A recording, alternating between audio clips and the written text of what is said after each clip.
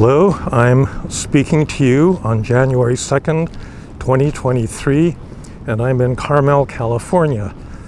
I'm on the Pacific Ocean.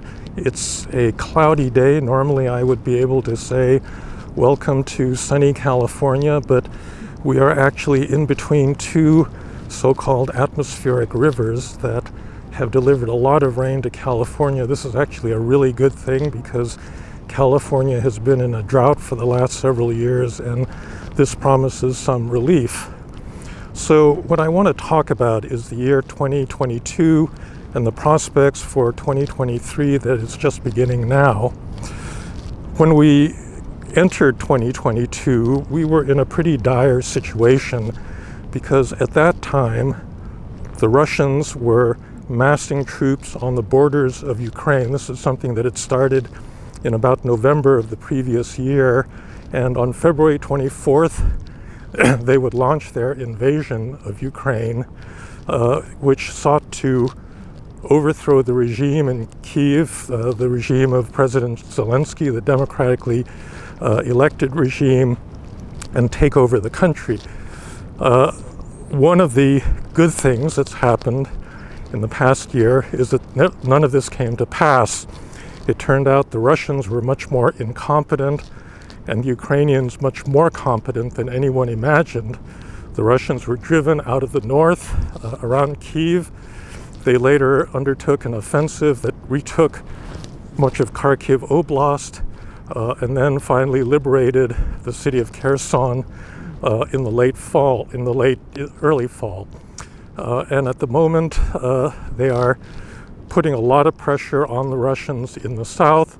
They're subject to virtually daily or weekly attacks by drones and by Russian missiles, but this has really actually only increased the willingness of the Ukrainians to resist.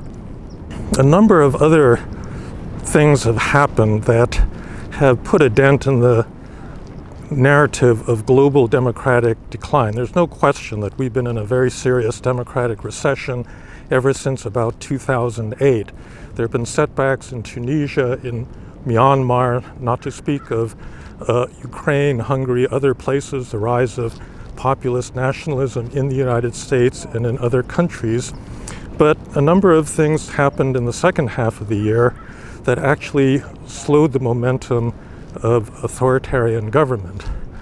One of them was the uprising following the killing of Mahsa Amini in Iran. Women all over the country, supported by lots of men, have protested now for close to 3 months, and the regime has come under direct attack for being a theocratic gerontocracy that has oppressed women in that country. Similarly, China, which looked like a very strong state, is in the midst of a real meltdown over its COVID policy. It had been admired by many people, and it claimed the superiority of its political system because it had maintained a zero COVID policy. This turned out actually to be a kind of insane policy that kept people locked down, and finally it all exploded after the death of a number of people in the Chinese city of Urumqi, and protests all over the country. And finally, in the United States, at the beginning of 2022, we were afraid that the Republicans would elect a number of election deniers following Donald Trump's false election fraud narrative that would be able to then sway undemocratically the presidential election in 2024. We had an election in which virtually all of the election deniers in important swing states lost their bids, and in fact most of the Trump-endorsed candidates lost. And so in the end, 2022 was not a bad year. We'll have to see whether these trends continue into 2023. There's hope that there's a lot of resilience in democracies today that we don't perhaps always appreciate. NATO, it turns out, was much more unified in its support for Ukraine than anyone expected. The United States for all of its troubles with the rise of MAGA and Trumpist populism, has maintained the security of its institutions, and it looks like it will be able to actually get through a presidential election in 2024. And so we will enter the year 2023 with high hopes for the future.